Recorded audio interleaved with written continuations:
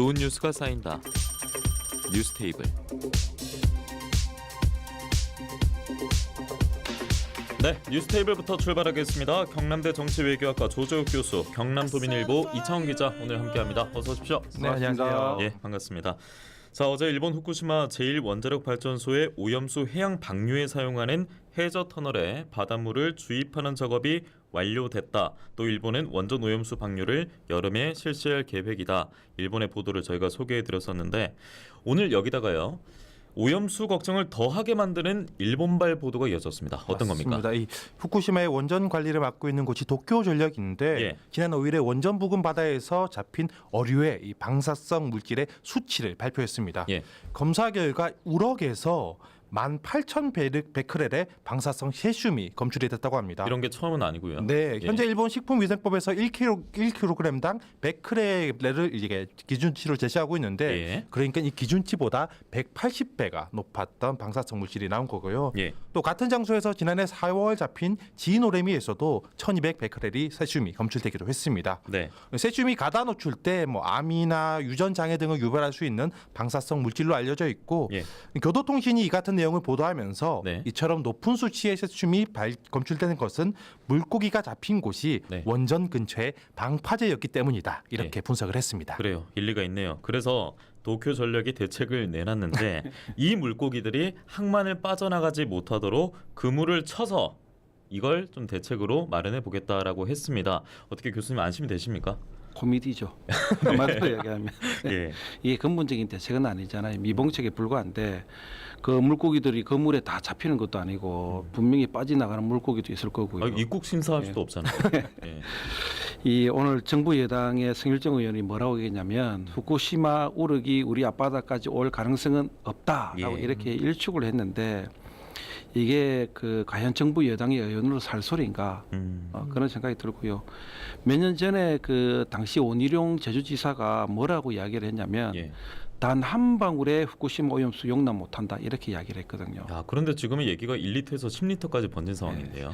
그다음에 이제 성일정 의원도 예. 오염수 방류로 인해서 피해가 예상되는 주변국들과 똘똘 뭉쳐가지고 예. 공조해가지고 일본에 압박을 가야 된다 이런 이야기를 했단 말이에요. 그 얘기를 2020년 10월에 예. 했더라고요.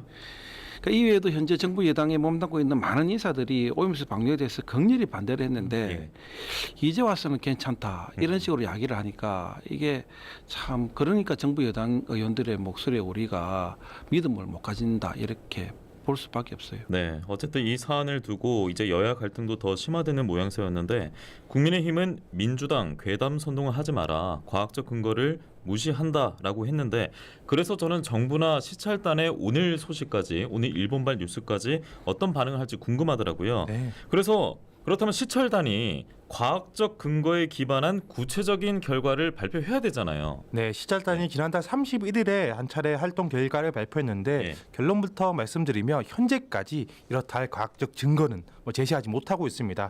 당시에 시찰단이 회견에서 과학기술적 검토 과정에서 의미 있는 진전이 있었다 이렇게 자평을 하기도 했는데 시찰단의 발표 내용을 보면 일본의 이 후쿠시마 원전 오염수가 다액종 제거 설비를 거쳐서 측정 확인용 설비 등으로 이동해서 보관이 되는데 이러한 장비들의 성능을 어느 정도 입증했다. 이렇게 볼 수가 있고요. 국민들이 사실 가장 궁금한 건 그렇다면 시찰단이 본 결과가 무엇이냐 이것일 텐데 마찬가지로 오늘까지도 결론을 내지 못하고 있습니다. 현재 시찰단은 추가적인 자료 확보와 일본 측의 질의응답 답변을 종합해서 이 분석 결과를 내놓겠다고 했지만 현재까지 그 시점이 언제일지는 여전히 미지수입니다. 예, 직접 시료를 채취한 게 없기 때문에 그렇다면 이제 국제기구의 평가를 들어봐야 되는데 IAEA가 만약에 괜찮다라고 하면은 우리는 뒤집을 거리가 없는 거 아니겠습니까? 그렇죠. 예.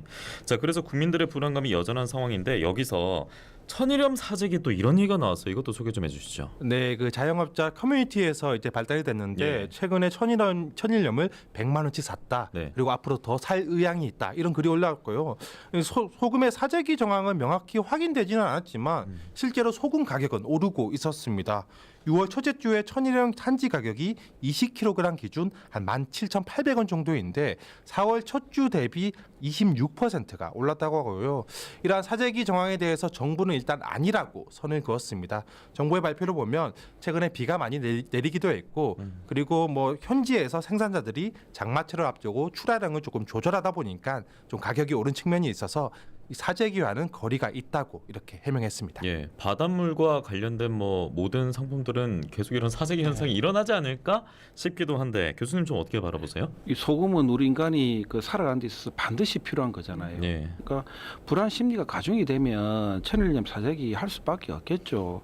그러니까 오늘처럼 세슘이 대량으로 검출되었다라는 소식이 들리면 예. 이런 현상은 더욱더 가중될 수밖에 없고요. 그렇죠. 예. 뭐 천일염 한 포대 가격이 지금 26% 7% 정도 올랐다고 하는데 여기에는 뭐 다른 요인도 있겠지만 분명히 그 불안 심리가 가중되어서 가격이 올라간 부분도 있을 거란 말이에요. 예. 그런 측면을 좀 고려할 때 정부가 좀 적극적으로 대처할 필요가 있는데 그러지 못한 게 너무나도 안타깝고 근데 정부가 어떤 반응을 내놨던데요? 해수부에서는 이제 방사능 검사를 포함해 가지고 예. 모든 역량을 총동원해서 철저히 관리할 것이라고 밝혔는데 그 만일에 방사능 수치가 높게 나왔을 때 예. 그때는 어떻게 할 건지 제가 그게 궁금해요. 그러니까요. 방사능 검사는 해야 되는데 이게 안 좋은 결과가 나오면 그때 어떻게 할 건지 그때는 때가 너무 늦었잖아요. 수습이 안 되잖아요. 예. 그래서 이런 걸 좀 우리 정부가 좀 적극적으로 알고 우리 국민들의 마음을 알고 좀 대처를 해줬으면 좋겠습니다. 예, 정부는 또 이런 얘기도 했습니다. 최근 비가 내린 날이 많아서 천일염 생산량이 감소했고 그렇죠. 생산자들이 장마철을 앞두고 출하량을 조절하면서 가격이 오른 것이다. 그래서 사재기가 있었다라고 보기는 어렵다라고 반박을 했습니다. 판단은 여러분께 맡기도록 하겠습니다. 자, 다음 소식 넘어갈 텐데요. 국민의힘 경남도당 위원장 관련 이야기 해보겠습니다. 원래 정점식 위원장이잖아요. 그렇죠. 이분이 지금 그럼 임기가 끝난 겁니까? 그렇죠. 정점식 의원을 포함해서 예. 17개 시도위원장의 임기가 지난달 말로 종료가 됐습니다.